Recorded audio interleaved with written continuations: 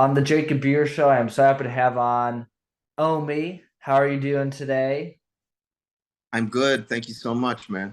Well, I appreciate having you on. Of course, a lot of folks my age love your song Cheerleader and your other songs. Gosh, that seems like it was just the other day when I was in fifth grade listening to it on the bus ride home. They let us play music on the bus. So, um, how are you doing today in Jamaica? Well, first of all, thank you for making me sound so old. I'm fine. Thank you. I'm fine. It's a little bit rainy here, but it's usually sunshine, so I can't complain. For sure. I'll have to come down to Jamaica sometime. So, of course, you've said a lot of times it's kind of like a second language, music in Jamaica. Take me through Yeah. a little bit about how you got involved with music, of course, with it being such a big part of culture.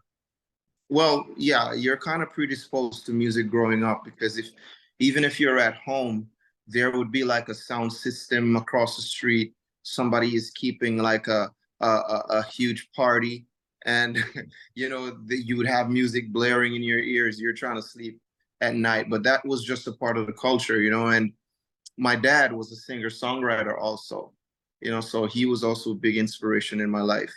Um, I started recording around age 19, got discovered by Clifton specialist Dylan in my early 20s, and we formed a beautiful relationship professionally.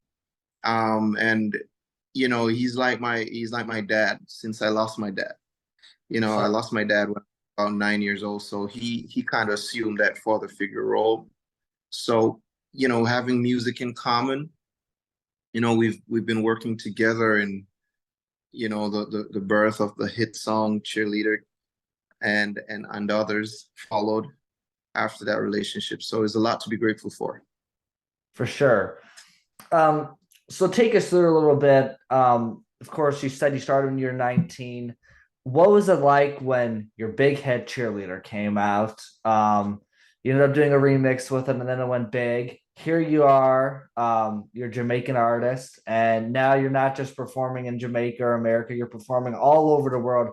What is that moment like as an artist? I've interviewed people like Sir Mix-a on the show who, like you did the music before, and then you have the single that comes out or a song on an album and it goes big. What's that moment like?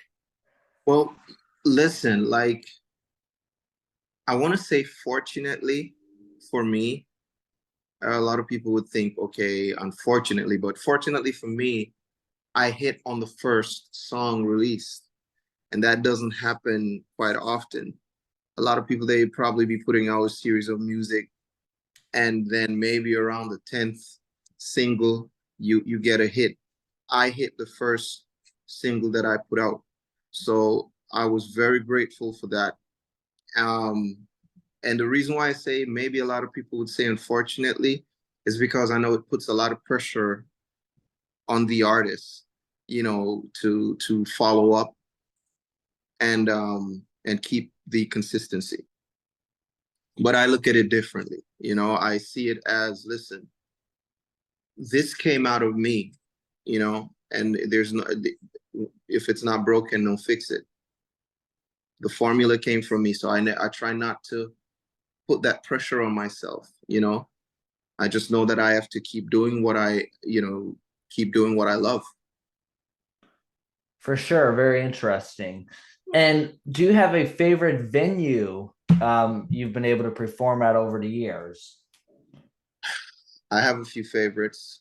The Give us Taylor maybe Swift, three. the Taylor Swift performance, that was awesome. That San was Diego, if phenomenal. I'm correct. Yeah, yeah.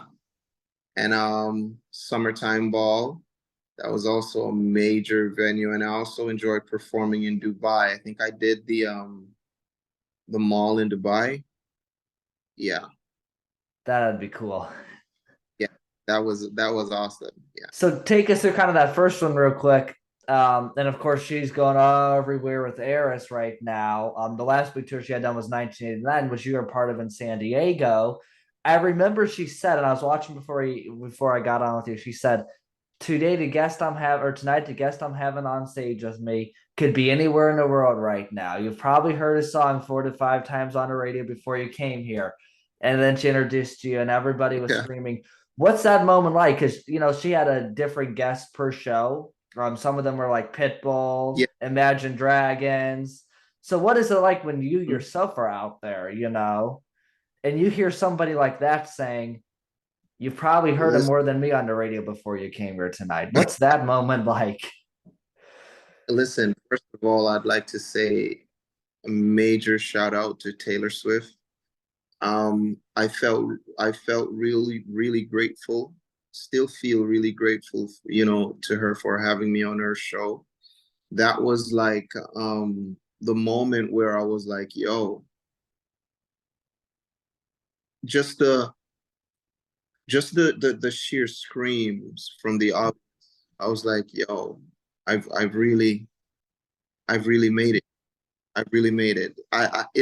It's not even about material achievements. Like that moment where you hear those screams, and when you're getting an introduction of this magnitude from Taylor Swift, come on, man. That's insane.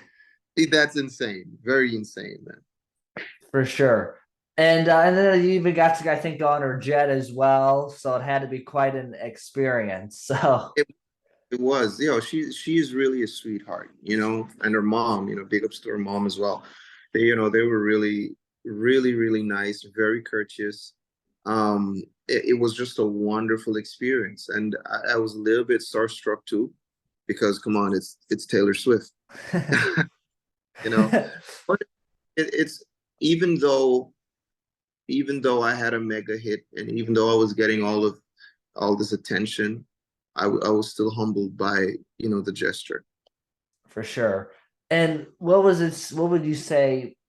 I guess going back to Dubai real quick, is there a difference in elevation, being above or, super low on sea level when it comes to singing? I've heard some people who come into town in Colorado, places like that, they have to watch out. They might have to come in 4 to 5 days earlier because of elevation sickness and stuff with singing.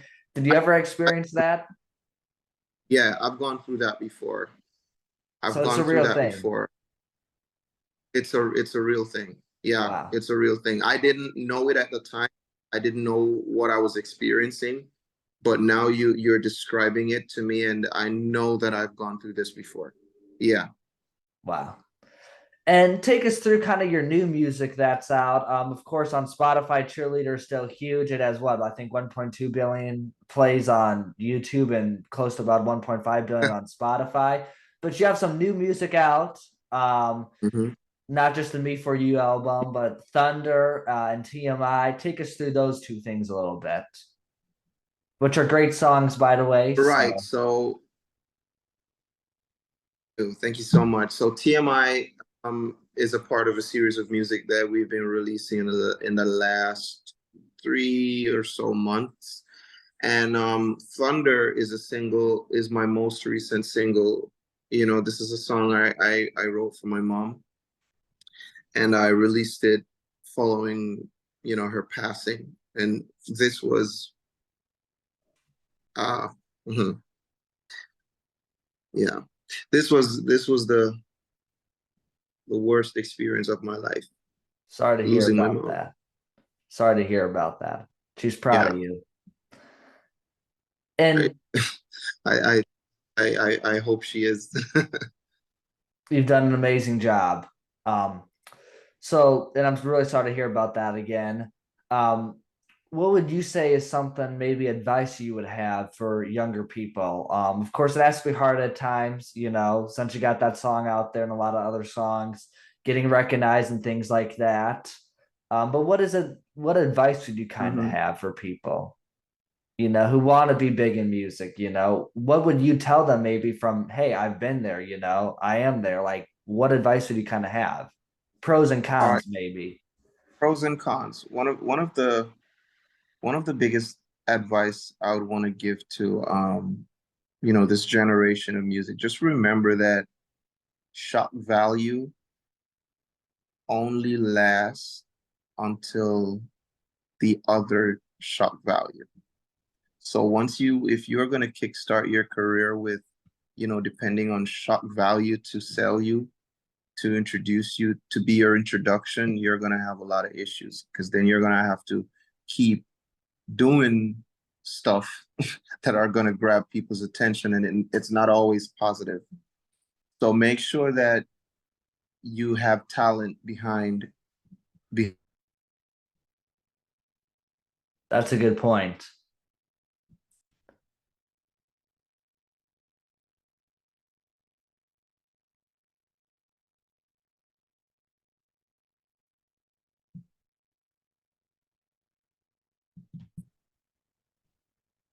We had a little technical error there. Welcome back.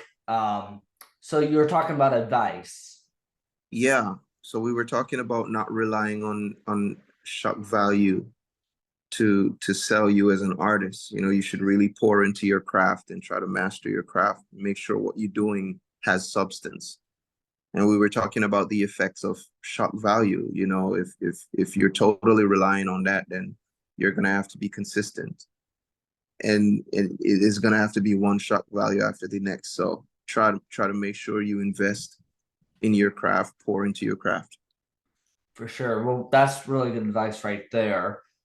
Is it ever hard at sometimes, being a big artist where people know who you are, what you do, your songs? Is that ever hard sometimes, especially in Jamaica and all Yeah, over? When you have people yeah. like me who call you to come on my show, is it tough? No, it is tough, and at times you do, because you're human. Like, we were supposed to do this interview, what, 4 weeks ago, and because, my mom passed, I'm sure my team reached out to you and kind of let you know that, I was taking some time. And I appreciate the fact that you waited. You were very respectful, and I have to give that to you. Well, we appreciate you coming on, and I called you up and then you gave me your manager's number. I know that's not always the most best way to do it, but I also know that sometimes management doesn't always like to give the okay. Your Mhm. management is awesome though, so love your team. So shout out to them. Appreciate them Mhm. organizing this. But yes, I appreciate how you're giving a young person like me the chance who's 18. So thank you. Of course. And then kind of the You're last question I have. Um, would you ever consider potentially jumping into acting or anything like that? I asked that question because a lot of times when you see people like Jason Derulo, he's gone into acting. Vanilla Ice went into house renovations. Sir Mhm. Mix-a-Lot does that as well. Shout out Mhm. to Sir Mix-a-Lot, great guy. Would you ever consider something like that, maybe Which one, the acting or the house renovation? acting or house renovations, or maybe it's a show where you gosh, there's tons of reality TV shows. Maybe you're on Deadliest Catch. I don't know. Would you I, ever consider that? I would love to have a show on HGTV. You know that building and interior decorating is actually my other love apart from music. So that might be something I consider. I love building. I love designing houses, and I love creating spaces. Well, they should maybe have a show on Jamaica real estate, I think. Yeah, we probably can do that. For sure. Well, I appreciate you coming on Jacob Buehrer Show today. Is there anything else you'd say? Thank you so much, Jacob. I appreciate you, man. Just keep doing what you're doing. And it's all love. As I said before, thank you for understanding when I needed the time to process everything that went on. And you stuck around patiently, and now we're doing the interview. And you have a really good vibe about you, man. And I really wish you the best. Appreciate it. Thank you. All right.